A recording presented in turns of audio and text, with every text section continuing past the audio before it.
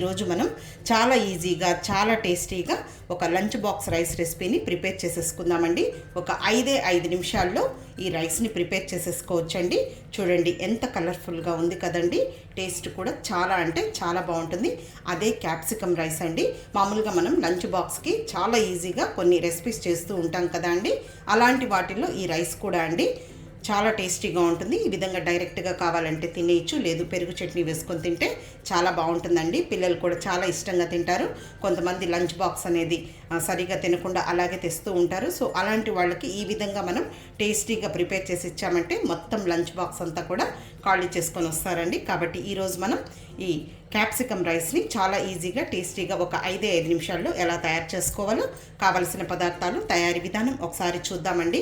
నేను చాలా రకాల లంచ్ బాక్స్ రైస్ రెసిపీస్ని కూడా వీడియోస్ పోస్ట్ చేశానండి. ఒకసారి చూసి తప్పకుండా ట్రై చేయండి. ఓకే అండి, ఈ రైస్ని మనం ఎలా ప్రిపేర్ చేసుకోవాలో చూసేద్దామండి. ముందుగా స్టవ్ వెలిగించుకొని ప్యాన్ పెట్టేసేసుకొని ఒక 2 టేబుల్ స్పూన్ల నూనె వేసుకోవాలి. నూనె వేడెక్కిన తర్వాత ఇందులో హోల్ గరం మసాలా వేసుకోవాలండి. 1 స్టారు, 1 ఇలాచి, 3 లవంగాలు, కొద్దిగా దాల్చిన చెక్క, 1/4 టీ స్పూన్ షాజీరా వేసుకోవాలి.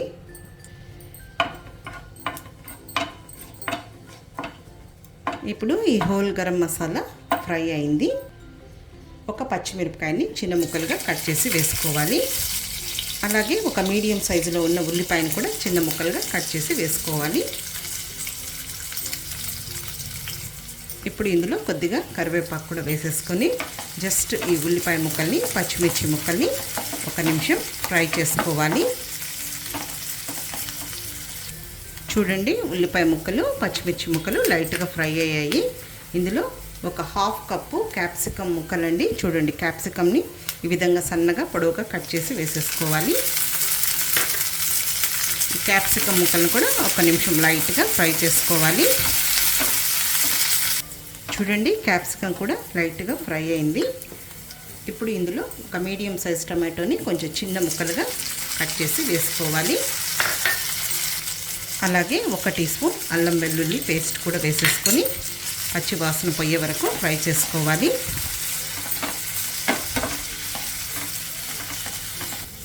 చూడండి, టమాటో కూడా లైట్గా ఫ్రై అయింది. ఇప్పుడు ఇందులో కొద్దిగా పుదీనా ఆకుల్ని సన్నగా చాప్ చేసి వేసేసుకోవాలి.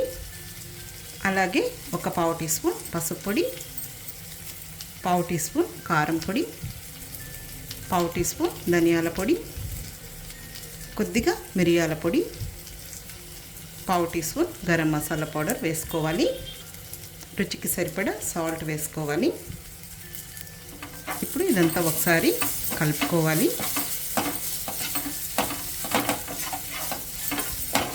మరి క్యాప్సికమ్ ఎక్కువ ఓవర్గా ఫ్రై అవ్వాల్సిన అవసరం లేదండి.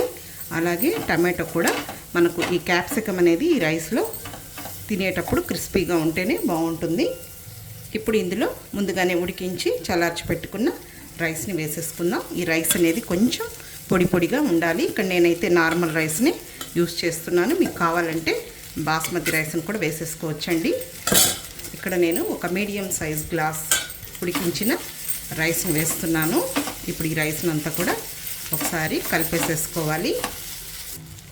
ఓకే అండి, ఇప్పుడు ఇదంతా ఈ రైస్ అంతా బాగా కలిపేసిన తర్వాత మీడియం ఫ్లేమ్లో 1-2 నిమిషాలు ఫ్రై చేసుకుంటే సరిపోతుందండి. చూడండి ఎంత కలర్ఫుల్గా ఉందో.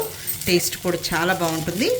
మామూలుగా మనం లంచ్ బాక్స్కి చాలా ఈజీగా టేస్టీగా చేసుకునే రైస్ రెసిపీలో ఇది ఒకటండి. నేను ఆల్రెడీ చాలా రకాల లంచ్ బాక్స్ రైస్ రెసిపీస్ని కూడా వీడియోస్ పోస్ట్ చేశానండి. ఒకసారి చూడండి, పిల్లలైతే చాలా ఇష్టంగా తింటారు. ఈ విధంగా డైరెక్ట్గా కావాలంటే తినేయచ్చు, లేదా పెరుగు చట్నీతో కూడా తినచ్చండి. చాలండి, ఫ్రై అయింది. చివరగా కొంచెం కొత్తిమీరని సన్నగా చాప్ చేసి వేసేసుకొని స్టవ్ ఆఫ్ చేసేసుకుందాం. అంతే అండి, క్యాప్సికమ్ రైస్ రెడీ అయిపోయింది. చాలా అంటే చాలా బాగుంటుంది. ఓకే అండి, ఇప్పుడు వేడి వేడి ఈ క్యాప్సికమ్ రైస్ని ఒక బౌల్లోకి డిష్ అవుట్ చేసేసుకుందాము.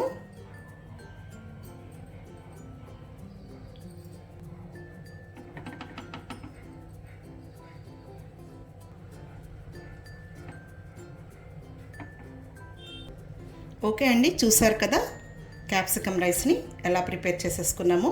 కాబట్టి తప్పకుండా ట్రై చేయండి. లంచ్ బాక్స్కి చాలా బాగుంటుంది. చాలా క్విక్గా టేస్టీగా చేసుకుని ఈ రెసిపీని మీరు కూడా తప్పకుండా ట్రై చేసి మళ్ళీ ఎలా వచ్చిందో కామెంట్ చేయండి. ఓకే అండి, ఈ వీడియో మీకు నచ్చితే లైక్ చేయండి, షేర్ చేయండి. అలాగే కొత్తగా చూస్తున్న వారైతే నా ఛానల్ని తప్పకుండా సబ్స్క్రైబ్ చేసుకొని మర్చిపోకుండా పక్కనే ఉన్న బెల్ ఐకాన్ని ప్రెస్ చేస్తేనే నేను చేసిన వీడియోస్ అన్నీ మీకు నోటిఫికేషన్ ద్వారా వస్తాయి. ఇంకొక మంచి వీడియోతో మళ్ళీ కలుద్దాం. నమస్తే అండి.